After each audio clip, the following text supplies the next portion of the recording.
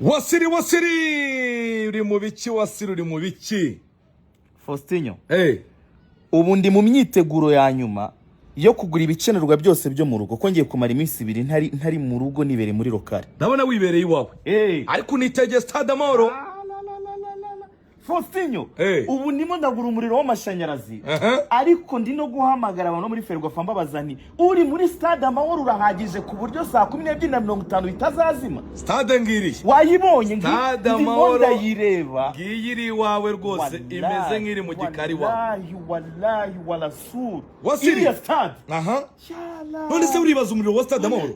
Umuriro wa stade amahoro hari ibintu byagiye mu super coupe atandukanye.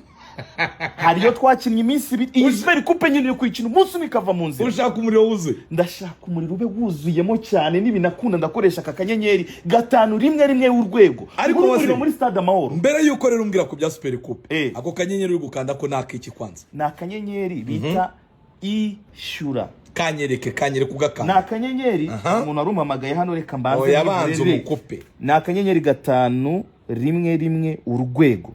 Ubigenza gutyo ubundi ukayita tayari ama inite umuriro na abonema ya Star Times. Ushatse wanahindura ururimi ugashyiraho icyongereza. Hano hariho nimero wakoresha uri musaba ubufasha. Birihuta cyane 100% mbwira ngo ugurire umuriro hano mite ngushirira muri telefone yawe.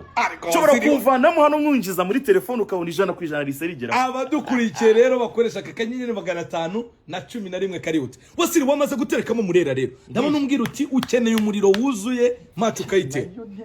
Yo njyana stade amahoro murayitsindiramo Wasili.